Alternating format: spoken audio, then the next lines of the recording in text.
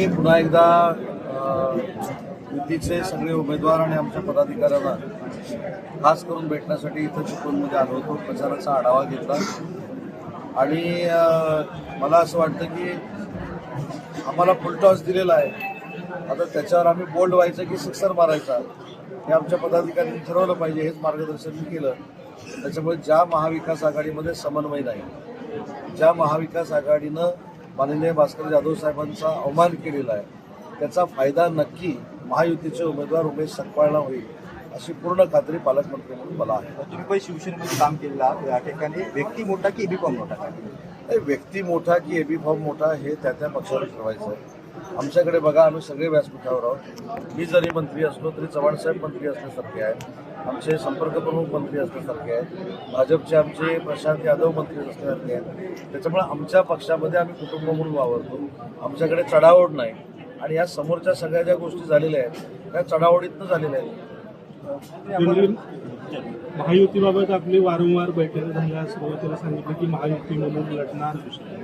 आमदार निकम म्हटले की मला अंधारात ठेवलं गेलं पालकमंत्र्यांनी. नाही, पालकमंत्र्यांनी अंधारात ठेवलं असं त्यांचं म्हणणं असेल. त्यांचा मी गैरसमज दूर करेन, त्यांची नाराजी मी दूर करेन.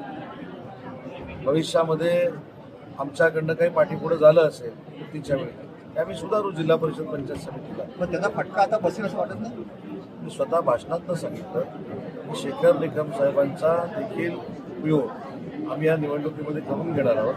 काही ठिकाणी मैत्रीपूर्ण जरी असली तरी त्यांनी पूर्ण ताकद आमच्या नगराध्यक्षाच्या उमेदवारांना द्यावी मी विनंती करेन, भेटून करेन. साहेब, उबाटा शिवसेना आणि शेखर निकम आणि मी किंवा शेखर निकम आणि सदानंद चव्हाण यांच्यामध्ये कुठेही दरी नाही. त्याच्यामुळे आम्हाला काय असं इगो नाही की आम्ही शेखर निकमांना भेटणार नाही, शेखर निकम आम्हाला भेटणार नाही. आज जर पवन तलावांची जर परवानगी मला हेलिकॉप्टरची मिळाली नसती मी शेखर निकमांच्या इथे उतरणार होतो. त्यामुळे असं काय राजकारणात नाही. साहेब, उबाटा शिवसेनेतर्फे आपल्याला मुख्यमंत्री किंवा उपमुख्यमंत्री पदावर बसवायची घाई चालू आहे सातत्याने. भाजपमध्ये होतो तेव्हा काही नव्हती, आता काय असंही म्हटलं जातं की स्वतंत्र स्थापन करून उद्या सामंत उपमुख्यमंत्री आता ही टेप वाजून जुनी चौथा झाला त्या टेपचा. लोकसभेला झालं, विधानसभेला झालं, आता परत झालं.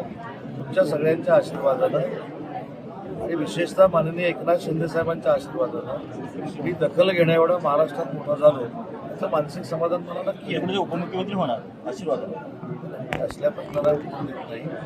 मी माझ्या मर्यादा ओळखलेल्या आहेत, मी ऑलरेडी सांगितलेलं आहे. एकनाथ शिंदे हे आमचे सर्वोच्च नेते आहेत. त्याच्यामुळे एकनाथ शिंदे साहेबांच्या प्रतिमेला कुठेही डाग लागेल असं उदय सामंत त्यांनी संधी दिली तुम्हाला उपमुख्यमंत्री बोला.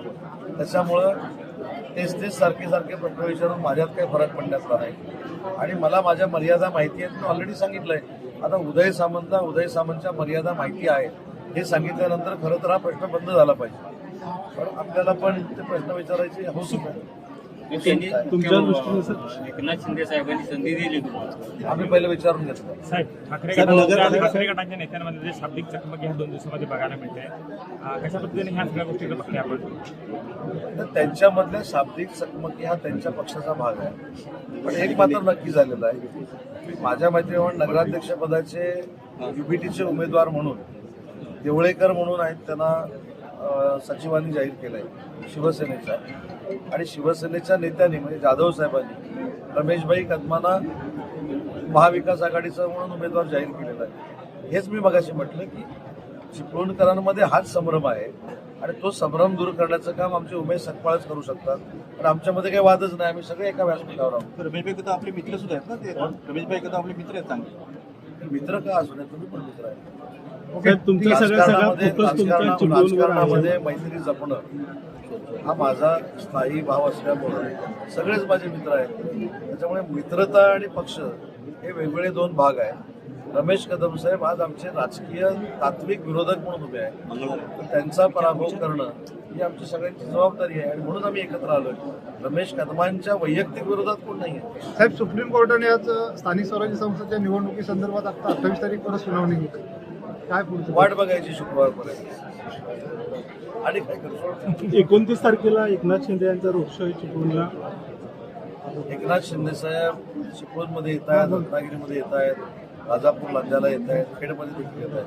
त्याच्यामुळं ते आल्यानंतर पुन्हा एकदा युतीचं वातावरण आहे त्याच्यापेक्षा चौपटीनं बदलेल आणि आमचे सगळे उमेदवार जे कुठं काठावर असतील, जे कुठं जिंकल्यात जमा आहेत, त्यांचं मताधिक्य वाढेल. जे काठावर आहेत ते मोठ्या फरकानं जिंकतील. कसं दौऱ्याचं नियोजन कसं दौरा कसा आहे दौरा त्यांचा फायनल झाला की आम्ही निवडणूक लढत असताना महाविकास आघाडी महायुती अशी आम्ही लढतोय, परंतु काही ठिकाणी मैत्रीपूर्ण लढत ही राष्ट्रवादी काँग्रेस पार्टीच्या उमेदवारांमध्ये सुरू आहे. नगराध्यक्षपदासाठी जरी आम्ही शेखर निकम साहेबांना विनंती करणार असलो तरी देखील ज्या ठिकाणी मैत्रीपूर्ण लढत आहे ती थेट शिवसेना आणि भाजप अशी युती आहे आणि राष्ट्रवादी काँग्रेस पार्टी ही स्वतंत्र उभी आहे. त्याच्यामुळे युतीचे उमेदवार हे शिवसेना आणि भाजपचेच असतील. वॉर्ड क्रमांक 10 असेल किंवा अन्य प्रभाग असतील, याच्यामध्ये आमच्या युतीचे उमेदवार हे शिवसेना आणि भाजपचेच असणार. टाइम्स डिजिटलला लाईक करा, सबस्क्राईब करा, शेअर करा आणि बेल आयकॉन दाबायला विसरू नका. पाहत रहा टाइम्स डिजिटल.